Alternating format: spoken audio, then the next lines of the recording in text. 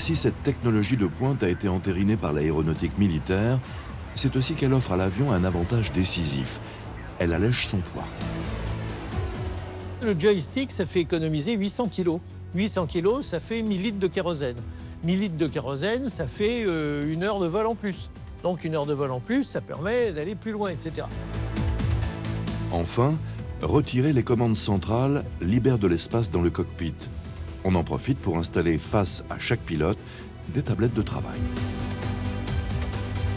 Mais au-delà, c'est l'ensemble du cockpit qui est entièrement repensé. L'A320 fait entrer l'aéronautique civile dans l'ère du numérique. C'était les premiers pas où on a commencé à remplacer des écrans mécaniques. On voyait des aiguilles se déplacer, etc., par des écrans cathodiques, des écrans de télévision, sur lesquels des informations venaient s'afficher. Un poste de pilotage traditionnel, ce sont des centaines d'instruments, d'aiguilles et de boutons. Une série de cadrans qui faisaient ressembler un tableau de bord à une boutique d'horlogerie suisse. On avait comme ça parfois des dizaines et des dizaines de cadrans. Le problème, c'est que quand ils passaient dans le rouge, quand il y avait un problème, ça ne sautait pas aux yeux, ça n'apparaissait pas. L'A320 propose un changement radical de cette planche de bord. On retire la majorité de ces instruments analogiques et on les remplace par 6 écrans en couleur. 2 devant chaque pilote et 2 autres au milieu. Ces moniteurs rassemblent un maximum d'informations qu'ils affichent successivement selon les besoins et le plan de vol. La visualisation des données devient électronique et au moindre problème, une alarme se déclenche. On n'a plus des indicateurs qu'il faut regarder toutes les 10 minutes pour voir si on a surchauffé ou qu'on n'a pas la bonne pression. Le système va s'éclairer en orange s'il y a un problème. C'est beaucoup plus intuitif, c'est beaucoup plus facile, ça simplifie la charge de travail, ça aide le pilotage. Avec ces 6 moniteurs carrés, cette planche de bord tout écran prend un nouveau nom.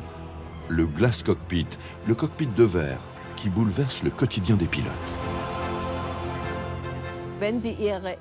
Quand ils ont reçu les premiers exemplaires, ça a fait un effet « waouh ». À l'époque, on laissait volontiers la porte du cockpit ouverte, et notamment pour l'A320, car là, tout semblait absolument nouveau. Et ça l'était, en effet. C'était plus moderne. Et c'était bien plus lisible pour les pilotes. C'est la naissance d'une nouvelle génération d'avions. On intègre au sein de l'appareil un système de traitement de l'information qui semblait encore impossible dans l'aéronautique civile. Un ordinateur. Placé derrière le manche de pilotage, entre les mains du pilote et les commandes de vol, il contrôle les trajectoires pour s'assurer que l'appareil reste dans son domaine de vol et ne se trouve jamais en difficulté. On ne pilote pas ce futur A320 comme on pilote les avions qui existent à l'époque.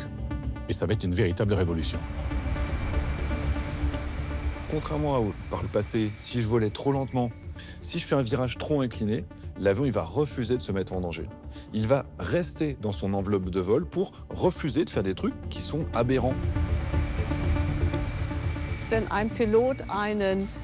un pilote commet une erreur, l'ordinateur réagit en donnant l'alerte pour que le pilote puisse corriger tout de suite. Et ça a beaucoup amélioré la sécurité des vols. Et l'action de ces ordinateurs est comparable à celle du système de freinage ABS dans une voiture. Il réagit aussi quand le conducteur réagit trop lentement.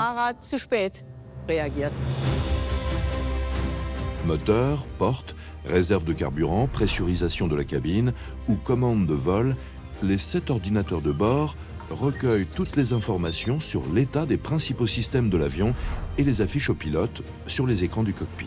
Et en fonction de ces données, l'ordinateur peut même proposer un guidage automatique de l'appareil selon une route préalablement entrée par le pilote.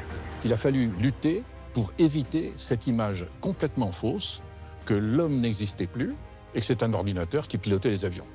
L'ordinateur, il est là pour enregistrer la demande qui est faite par l'équipage pour obtenir une trajectoire pour son avion qui corresponde aux besoins du vol, aux besoins du contrôle aérien, etc. Cette révolution numérique a une autre conséquence. Elle permet de rompre avec les habitudes de pilotage d'un avion. À l'origine, le cockpit, vous les regardez, vous avez des milliers de cadrans, des milliers de boutons, des milliers de trucs qui exigent qu'il y ait au moins 3 pilotes.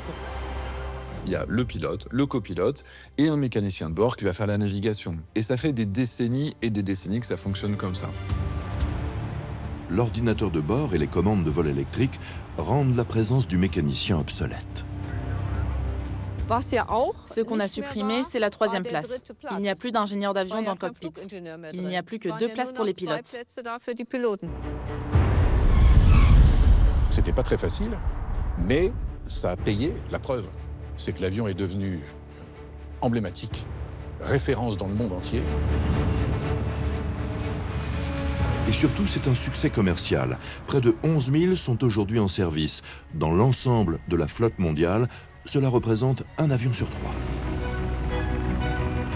Depuis sa mise en service en 1987, il totalise 378 millions d'heures de vol, soit plus de 37 000 années passées dans le ciel en seulement 37 ans. Derrière ces chiffres astronomiques se cache en fait une famille nombreuse. Car l'A320 a 2 petits frères, des versions raccourcies, l'A318 et l'A319. Et il a aussi un grand frère, de 7 mètres plus long, l'A321. La différence, c'est la taille du fuselage et le nombre de passagers qu'ils peuvent embarquer, entre 130 et 240.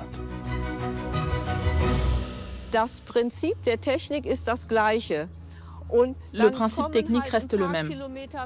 Il y aura juste plus de kilomètres de câble pour un A321 et moins pour un A318. Mais le principe de base est tellement solide qu'un petit avion est aussi sûr qu'un grand. Une même conception pour 4 versions qui font de l'A320 l'avion le plus vendu au monde. C'était un avion de rupture, c'est-à-dire il avait des technologies extrêmement nouvelles. Et il se trouve qu'aujourd'hui, 40 ans après, on n'a pas grand-chose de nouveau à proposer pour fabriquer des avions. Au milieu des années 80, quand l'Airbus A320 est sorti, je pense que peu de monde imaginait qu'il évoluerait autant et qu'il serait toujours pertinent au milieu des années 2020. Cette même base technologique fait encore aujourd'hui la preuve de son actualité, car la famille vient une nouvelle fois de s'agrandir. Il faut toujours être à la pointe de la technologie. Et aujourd'hui, le dernier pas vers la modernité, c'est l'A321 XLR.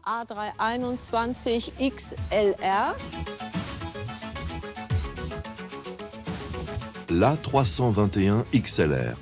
C'est un A320 qui vole encore plus loin, 11 heures sans escale sur plus de 8500 km, soit 3000 km de plus que son petit frère.